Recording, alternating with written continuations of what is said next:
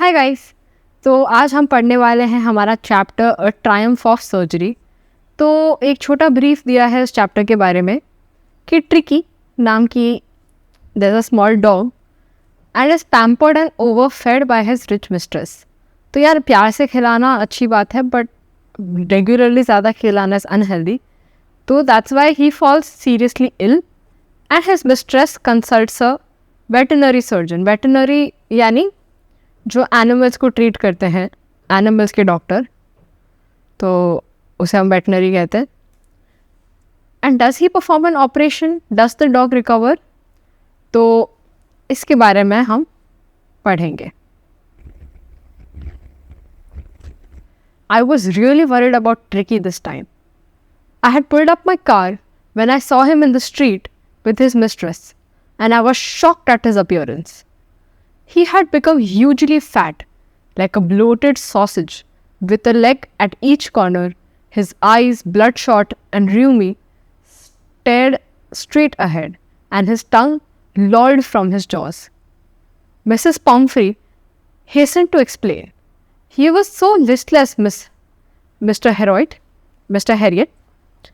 He seemed to have no energy. I thought he must be suffering from malnutrition. So I have been giving him some little extras between meals to build him up. Some malt and cod liver oil and a bowl of Horlicks at night to make him sleep. Nothing much really. And did you cut down on the sweet things I told you? Oh, I did for a bit. And he seemed to be so weak, I had to relent. He does love cream cakes and chocolates, so I can't bear to refuse him. तो एक व्यक्ति हैं, वो is very worried about tricky. जब उन्होंने उसको देखा, वो उसका अपीयरेंस देख के शॉक हो गए कि कितना ह्यूजली फैट, कितना मोटा हो गया है, लाइक अ ब्लोटेड सॉसेज। तो सॉसेज इज बेसिकली मीट जिसको एक लॉन्ग सिलेंड्रिकल शेप में यूजुअली बनाया जाता है, तो उसे हम सॉसेज कहते हैं। तो एक ब्लोटेड सॉसेज की तरह लग रहा था, अ ब्लोटेड सॉसेज जिसके हर कॉर्नर में एक पैर हो। His eyes were bloodshot and rheumy. Bloodshot यानी उसकी आंखें लाल थी, दे वर रेड, एंड र्यूमी मतलब वाटरी या लिक्विडी थी उसकी आंखें। And he stared straight ahead and his tongue लॉल्ड from his jaws. लॉल्ड मतलब दे uncontrollably ऐसा they fell out of his jaws like that. Mrs. Pumphrey hastened to explain. अब Mrs. Pumphrey कौन है? ट्रिकी की जो मालकिन है, उनका नाम है Mrs. Pumphrey. तो hasten मतलब quickly या बहुत जल्दी में उन्होंने एक्सप्लेन करने की ट्राई की, उनका एक्सप्रेशन देख के, कि he was so listless, यानी इतना ज़्यादा lethargic था। listless मतलब बिल्कुल ही कुछ एनर्जी ही ना हो, उस तरह से था। मिस्टर हैरियट, अब ये मिस्टर हैरियट से बात कर रही है। Mister Harriet is the person who has given tricky का डिस्क्रिप्शन। तो कह रही है उसके पास ऐसा लगा तो कोई एनर्जी ही नहीं, ऐसा लगा था माल न्यूट्रिशन यानी कम न्यूट्रिशन या ख़राब पोषण का खाना खाने से जो होता है। तो मुझे लगा कि मुझे उसको कुछ एक्स्ट्रा खिलाना चाहिए मील्स के बीच में, जो वो उसका रेगुलर मील्स है उसके बीच में उसको खाना खिलाना चाहिए ताकि वो थोड़ा बिल्ट हो। तो मैं उसे मॉल्ट, कॉड लिवर ऑयल और bowl of Horlicks at night देती हूँ। तो मिस्टर हैरियट कहते हैं कि तुमने did you cut down on the sweet things that I told you. मैंने तुम्हें कहा था कि ये चीज़ें, स्वीट चीज़ें कम कर दो, मत खिलाना उसे। तो क्या तुमने वो किया? तो कहते हाँ किया तो था थोड़े टाइम के लिए, बट वो इतना वीक हो गया, आई हैड टू रिलेंट, मतलब I had to give in, I had to do what was to be done. तो उन्होंने पर शी सेज कि यार उसे की क्रीम केक्स, चॉकलेट्स कितना पसंद है, अब आई कांट रिफ्यूज़ हिम, मुझसे नहीं होता उसे ना बोलने को। I looked down again at the little dog that was in trouble. Tricky's only fault was greed. He had never been known to refuse food. He would tackle a meal at any hour of the day or night. And I wondered about all the things Mrs. Pumphrey hadn't mentioned. Are you giving him plenty of exercise? Well, he has his little walks with me, as you see. But Hodgkin, the gardener, has been down with lumbago, so there has been no ring throwing lately. तो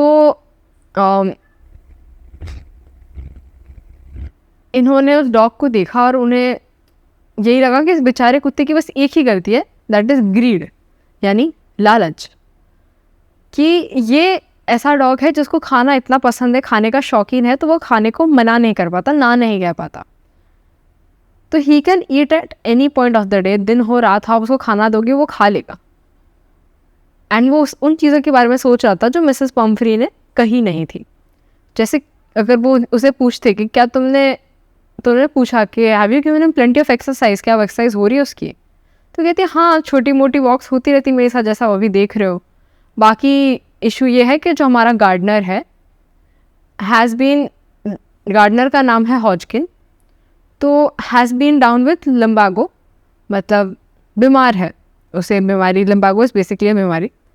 तो इसलिए अब जो ring throwing, यानी dog के सामने ring फेंकते था, वो फेच करके लाता, तो ये सब अब नहीं हो पा रहा है। I tried to sound severe, now I really mean this, if you don't cut his food right down and give him more exercise, he is going to be really ill. You must harden your heart and keep him on a very strict diet. Mrs. Pumphrey wrung her hands. Oh, I will, Mr. Harriet. I'm sure you are right, but it is so difficult, so very difficult. She set off, head down along the road, as if determined to put the new regime into practice immediately. I watched their progress with growing concern. Tricky was tottering along in his little tweeted coat. He had a whole wardrobe of these coats for the cold weather and a raincoat for the wet days. He struggled on, drooping in his harness. I thought it would be long before I heard from Mrs. Pumphrey. The expected call came within a few days. Mrs. Pumphrey was distraught. Tricky would eat nothing, refused even his favorite dishes, and besides, he had bouts of vomiting.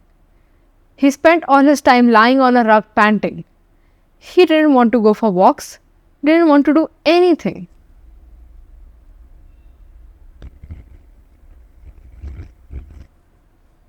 I had made my plans in advance.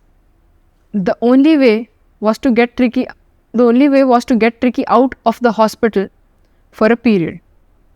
I suggested that he be hospitalized for about a fortnight and be kept under observation. The poor lady almost swooned. She was sure he would pine and die if he did not see her every day. तो वो इसके आगे पढ़ते हैं, बाद में पढ़ते हैं। तो basically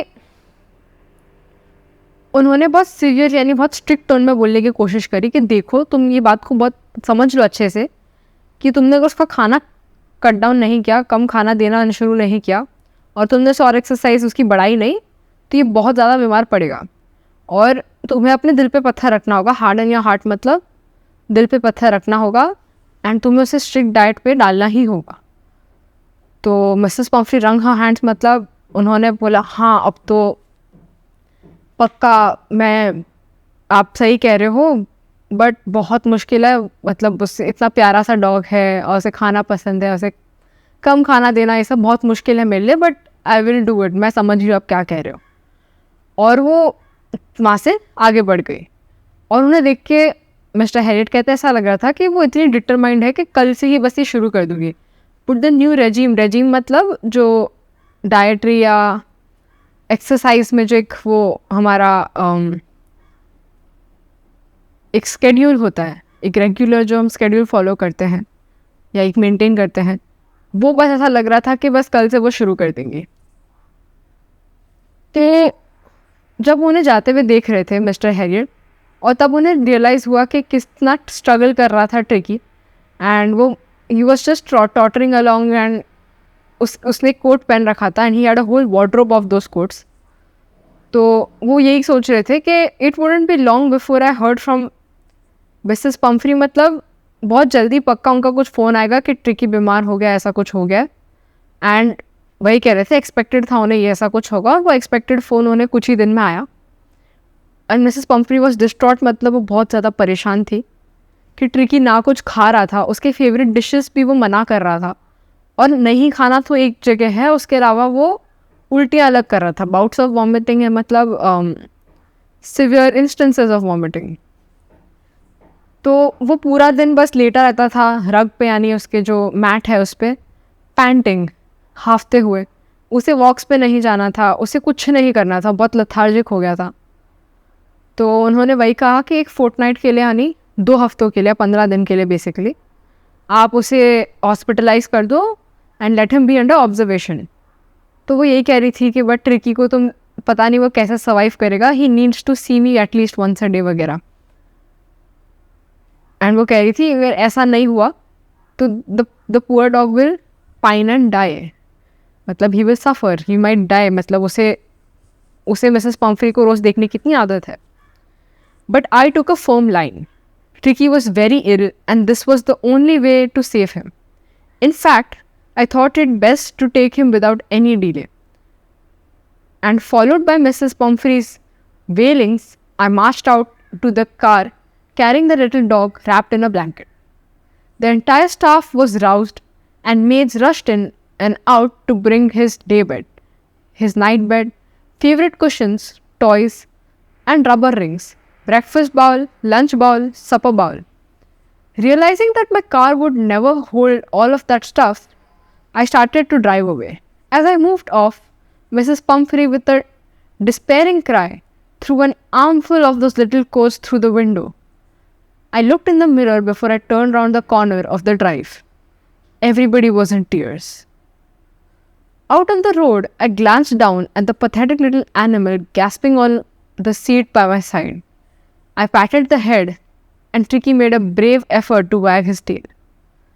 Poor old lad, I said. You haven't a kick in you, but I think I know a cure for you. तो ये तुरंत ही ट्रिकी को उठाया बिना कोई डिले, यानी बिना कोई देरी किए। उन्होंने फॉलोड बाय मिसेस पम्फ्रीज वेलिंग्स, यानी वो उदास होकर रो रही थी, वो कह रही थी नहीं उसे मत ले जाओ। ये सब के बावजूद उन्होंने बस ट्रिकी को उठाया, एक ब्लैंकेट में रैप था वो, और उसे बाहर गाड़ी में ले गए।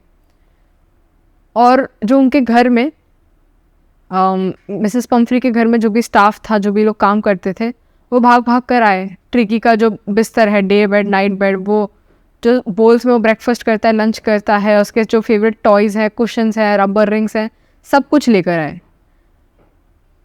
और उसके बाद मिस्टर हैरियट को समझा कि देखो इतना सब मेरी गाड़ी में फिट आएगा नहीं, तो चुपचाप मैं यहाँ से सिर्फ ट्रिकी को लेके निकल जाता हूँ। तो वो गाड़ी से निकल दिए और उन्होंने विंडो से देखा कि मिसेस पम्फ्री डिस्पेयरिंग क्राई, मतलब रो रहे हैं, और वो जो भी छोटे छोटे कोट्स थे ट्रिकी के, वो उन्हें विंडो से फेंक रही थी। तो उन्होंने गाड़ी में देखा ट्रिकी को, और ट्रिकी ने बहुत एफर्ट करके, बहुत मुश्किल से अपनी टेल वैग करी, शोइंग अफेक्शन। एंड वो सोच रहे थे कि यार इतना बेचारा डॉग है ये, अब इसे जो भी इलाज करना है, जो भी इलाज चाहिए मैं करता हूँ, मैं शायद मुझे जानता हूँ कि क्या करना चाहिए। At the surgery, the household dogs surged round me. Tricky looked down at the noisy pack with dull eyes, and when put down, lay motionless on the carpet. The other dogs, after sniffling round him for a few seconds, decided he was an uninteresting object and ignored him. I made up a bed for him in a warm, loose box next to the one where the other dogs slept. For 2 days, I kept an eye on him, giving him no food but plenty of water. At the end of the second day, he started to show some interest in his surroundings, and on the third day, he began to whimper when he heard the dogs in the yard. When I opened the door, Tricky trotted out and was immediately engulfed by Joe, the greyhound, and his friends. After rolling him over and thoroughly inspecting him, the dogs moved off down the garden. Tricky followed them, rolling slightly with his surplus fat. Later that day, I was present at the feeding time. I watched while Tristan slopped the food into the bowls. There was the usual headlong rush, followed by the sounds of high-speed eating. Every dog knew that if he fell behind the others, he was liable to have some competition for the last part of his meal. तो अब basically tricky की surgery करनी थी, वही इलाज उन्होंने सोचा था।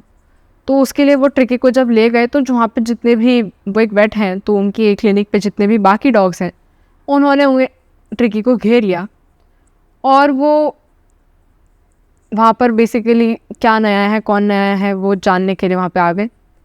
और ट्रिकी जो था वो बहुत लेथार्जिक था, वो डल आइज़ के साथ बैरी अपनी आंखें खोल के वो देख रहा था ऊपर। एंड उसे जब कारपेट पे नीचे रखा वो बिल्कुल हिला नहीं, वहीं पर चुपचाप लेट गया। और बाकी डॉग्स जो है वो उसके इर्द गिर्द घूम रहे थे, उसे सूंघा और स्निफ किया और फिर उन्हें लगा कि यार ये इंटरेस्टिंग नहीं है, छोड़ो इसे, और वो वहाँ से चले गए। फिर एक बॉक्स में ट्रिकी के लिए बेड बनाया गया और उस पर 2 दिन आँख एकदम निगरानी की हमारे डॉक्टर ने। तो उन्होंने ट्रिकी को खाना नहीं दिया, सिर्फ पानी दिया 2 दिन। और सेकंड डे तक फिर उससे धीरे धीरे उसकी लेथार्जी थोड़ी कम हुआ। I think he started feeling better and he started showing interest in his surroundings. वो आसपास चीज़ों में रुचि लेने लगा, वो आसपास देखने लगा। And by the 3rd day he began to whimper. वो आवाज़ें करने लगा, वो वाइन करने लगा। विम्पर मतलब आप जो डॉग्स आवाज़ करते हैं basically. When he heard the other dogs in the yard, तो उन्होंने जब डोर खोला, ट्रिकी ट्रॉटेड आउट एंड जो करके जो ग्रे हाउंड था वो उसे आके उसने पकड़ लिया और वो उसे रोल कर रहे थे और उसे इंस्पेक्ट कर रहे थे बाकी डॉग्स। और फाइनली उन्होंने उसे छोड़ दिया और वो गार्डन में चले गए। तो उस दिन जब फीडिंग टाइम था तो उन्होंने देखा कि किस तरह से सारे डॉग खाना खा रहे थे। एकदम तेज़ तेज़ सब डॉग्स खाना खा रहे थे, क्योंकि अगर जो धीरे खाएगा तो उसका जो बचा हुआ खाना होगा उस पर बाकी डॉग्स टूट पड़ेंगे, तो वो उसका तो नहीं ही रहेगा। When they had finished, Tricky took a walk around the shining bowls, looking casually inside 1 or 2 of them. Next day, an extra bowl was put out in front of him, and I was pleased to see him jostling his way towards it. From then on, his progress was rapid. He had no medical treatment of any kind, but all day he ran about with the dogs, joining in their friendly scrimmages. He discovered the joys of being bowled over, tramped on, and squashed every few minutes. He became an accepted member of the gang, an unlikely, silky little object among the shaggy crew, fighting like a tiger for his share at meal times and hunting rats in the old hen house at night. He had never had such a time in his life. All the while, Mrs. Pumphrey hovered anxiously in the background, ringing a dozen times a day for the latest bulletins. I dodged the questions about whether his cushions were being turned regularly or his correct coat worn according to the weather, but I was able to tell her that the little fellow was out of danger and was convalescing rapidly. The word convalescing seemed to do nothing with Mrs. Pumphrey. She started to bring around fresh eggs, 2 dozen at a time, to build up Tricky's strength. For a happy period, my partners and I had 2 eggs each for breakfast. But when the bottles of wine began to arrive, the real possibilities of the situation began to dawn on the household. It was to enrich Tricky's blood. Lunch became a ceremonial occasion with 2 glasses of wine before and several during the meal. तो काफ़ी interesting part है ये। तो जब उन्होंने खाना खाया, उन्होंने देखा कि ट्रिकी ने जब खाना खाया तो वो आसपास बाकी बोल्स क्या इंस्पेक्शन कर रहा था। रैंडमली किसी बोल्स को उसने चाटा और उन्हें अच्छा लगा ये देख कर कि अगर उसके सामने एक्स्ट्रा बोल्स रख रहे हैं तो वो खाने में इंटरेस्ट ले रहा है। He had regained his normal activity, वो जैसा था वैसा बन रहा था वापस। और उसके आगे फिर उसका प्रोग्रेस काफ़ी रैपिड था। कुछ मेडिकल ट्रीटमेंट वगैरह नहीं चल रहा था, बस वो दिन भर बाकी डॉग्स का भागता था, खेलता था और उसमें ही बहुत ज़्यादा प्रोग्रेस हो रहा था उसका। फ्रेंडली स्क्रिमेजेस मतलब उनके जो फ्रेंडली एक्सपेडिशंस होते थे, या तो he discover the joys of being bowled over, मतलब एक छोटे डॉग को कैसे आप किक ओवर रोल ओवर करते हो, ट्रैम्प्ड एंड स्क्वॉश्ड, तो ये डॉग्स आपस में मस्ती करते हैं, एक दूसरे की मस्ती करते हैं, और इस सारे जॉयफुल एक्सपीरियंस का पार्ट कैसे होता है, क्या होता है, ये सब उसने जाना। और वो अब खाना बराबर खाता था। वो मील टाइम्स पे used to fight for his share like a tiger and used to hunt rats in the old hen house at night. और मिसेस पम्फ्री जो उसकी मालकिन है, वो बहुत ज़्यादा एंक्शस रहती थी इस पूरा टाइम। डजन टाइम्स, मतलब डजन मतलब 12 होता है, तो दिन में बहुत बार फ़ोन करती थी कि लेटेस्ट अपडेट्स क्या है, ट्रिकी के अपडेट्स दो, बुलेटिन मतलब उन्हें लेटेस्ट खबर या अपडेट्स चाहिए होते थे। और वो सारे क्वेश्चंस डॉज करते थे, वो अवॉइड करते थे कि उसके क्वेश्चंस आपने बदले क्या, आपने उसको मौसम के हिसाब से सही कोट पहनाया है क्या, क्योंकि ये उन्हें बहुत इररेलेवेंट लगते थे कि till the time your dog is doing well, he is feeling happy, ये सब इररेलेवेंट है। तो he didn't want to answer them, तो अवॉइड करते थे। और मिसेस पम्फ्री जो है, उन्हें इनकी ये सब जो भी बात, वो जो कहते थे कि वो आउट ऑफ डेंजर है एंड काफ़ी रैपिडली उसका प्रोग्रेस हो रहा है and he is enjoying himself here, तो इन सब सुनने कुछ मतलब नहीं था। वो तो भी फ्रेश एग्स भेजती थी, 2 डज़न एट अ टाइम, यानी 24 एग्स एट अ टाइम। और उन्हें पता है कि इतने सारे अंडे हम डॉग को नहीं खिला सकते, तो मिस्टर हैरियट खुद अपने एज अ ब्रेकफास्ट वो अपना रोज़ दिन के 2 अंडे खाते थे। एंड उसके बाद थोड़े टाइम बाद बॉटल्स ऑफ वाइन आने लगे। क्यों? क्योंकि ट्रिकी का ब्रेड एनरिच करने के लिए। तो वो कहते थे कि लंच में हम अब 2 ग्लास ऑफ वाइन पीने लगे। उन्हें ये सब डॉग को एक्स्ट्रा फूड नहीं देना था। We could hardly believe it when the brandy came to put a final edge on Tricky's constitution. For a few nights, the fine spirit was rolled around, inhaled and reverently drunk. They were days of deep content, starting well with an extra egg in the morning, improved and sustained by the midday wine, and finished luxuriously round the fire with the brandy. It was a temptation to keep Tricky on as a permanent guest, but I knew Mrs. Pumphrey was suffering, and after a fortnight, felt compelled to phone her and tell her that a little dog had recovered and was awaiting collection. Within minutes, about 30 feet of gleaming black metal drew up outside the surgery. The chauffeur opened the door, and I could just make out the figure of Mrs. Pumphrey, almost lost in the interior. Her hands were tightly clasped in front of her. Her lips trembled. "Oh, Mr. Harriet, do tell me the truth. Is he really better?" "Yes, he's fine. There's no need for you to get out of the car. I'll go and fetch him." I walked round the house into the garden.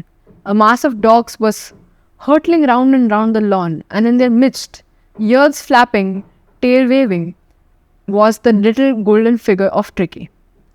In 2 weeks, he had been transformed into a lithe, hard-muscled animal. He was keeping up well with the pack, stretching out in great bounds, his chest almost brushing the ground. तो अब ठीक है, सबसे पहले अंडे आने लगे, ठीक है, ये अपने ब्रेकफास्ट में खाने लगे, फिर वाइन आने लगी, अब हद हो गई और लास्ट में ब्रांडी भेजने लगी। तो उन्होंने कहा कि अब ब्रांडी अब वो बेसिकली ब्रांडी रात में डिनर में फायर साइड पे बैठकर कंज्यूम करते थे as a part of their dinner. तो वो कहते थे कि these are days of deep content, यानी बहुत सेटिस्फैक्शन मिलता था कि यार एक्स्ट्रा अंडे खाने मिल रहे सुबह मुफ्त के, दोपहर में मतलब मिड डे मील के बाद हमें वाइन पीने मिल रही है, और रात को हम फायर के अराउंड बैठ के ब्रांडी पी रहे हैं, मतलब इससे ज़्यादा क्या ही चाहिए किसी को। और वो कहते इसकी वजह से बहुत टेम्पटेशन था, बहुत लालच था कि हम ट्रिकी को बस परमानेंट गेस्ट बना के यहाँ पे रख ही लें, कि ये सब चीज़ें आती रहेंगी, हमारे भी मज़े, ट्रिकी भी सही से यहाँ पे जी रहा है। बट उनकी जो ड्यूटी थी वो उन्होंने करी। आफ्टर अ फोर्टनाइट, यानी 15 दिन के बाद, उन्होंने मिसेस पम्फ्री को फ़ोन करा, क्योंकि उन्हें पता है वो अपने डॉग का बहुत बेसब्री से इंतज़ार कर रही है, she is waiting for him. और उन्हें फ़ोन करके बोला कि देखो आपका dog has recovered and is awaiting collection, he is waiting for him to be collected. तो कुछ मिनटों में ही उनकी ब्लैक गाड़ी वहाँ पर ऑफिस के, उनके जो हॉस्पिटल के बाहर आकर खड़ी हो गई, और वहाँ से मिसेस पम्फ्री निकली। वो कहती सच में डॉक्टर वो ठीक हो गया है? तो वो कहती हाँ, ही इज़ ऑल गुड, आप गाड़ी में वेट करो, मैं लेकर आता हूँ उसे। तो जब वो गार्डन में गए ट्रिकी को ढूंढने तो उन्होंने देखा कि जो सारे कुत्ते हैं वहाँ पर राउंड एंड राउंड उस लॉन में भाग रहे हैं और उसी भीड़ में शामिल हमारा ट्रिकी भी है. And now he has become this hard muscled more like a normal dog, and he was able to keep up with them. वो थक नहीं रहा था, वो उसके एक फिटनेस बढ़ गई थी थोड़ी, तो उन्हें उसे देखकर अच्छा लगा. I carried him back along the passage to the front of the house. The chauffeur was still holding the car door open. When Tricky saw his mistress, he took off from my arms in a tremendous leap and sailed into Mrs. Pumphrey's lap. She gave a startled "ooh" and then had to defend herself as he swarmed over her, licking her face and barking. During the excitement, I helped the chauffeur to bring out the beds, toys, cushions, coats, and bowls, none of which had been used. As the car moved away, Mrs. Pumphrey leaned out of the window. Tears shone in her eyes. Her lips trembled. "Oh, Mr. Harriet," she cried. "How can I ever thank you? This is a triumph of surgery." तो जो mister Harriet है वो जाकर tricky को लेकर आए और जो शॉफर है, शॉफर यानी गाड़ी चलाने वाला या जो, तो उसने गाड़ी का डोर खोल के ही रखा था. और जब ट्रिकी ने अपनी मालकिन को देखा, मिसेस पम्फ्री को देखा, तो वो मिस्टर हैरियट के आर्म से सीधा कूद के मिसेस पम्फ्री के लैप में चला गया और वहाँ पर जाकर उनका फेस लिक करने लगा, बहुत एक्साइटेड हो गया, बाक करने लगा. एंड मिसेस पम्फ्री उसे देखकर बहुत खुश हुई. और जब ये सब इनका मेल मिलाप चल रहा था, उसी वक्त शॉफर और मिस्टर हैरियट जाकर ट्रिकी के जो भी beds, toys, cushions, coat, balls जो भी उसके साथ भेजे गए थे वापस लेकर आए गाड़ी में रखने के लिए. और वो कहते हैं ये सब में से कुछ भी यूज़ नहीं हुआ था क्योंकि he just treated him like any other dog. इतना सारा प्रिविलेज उसको नहीं दिया.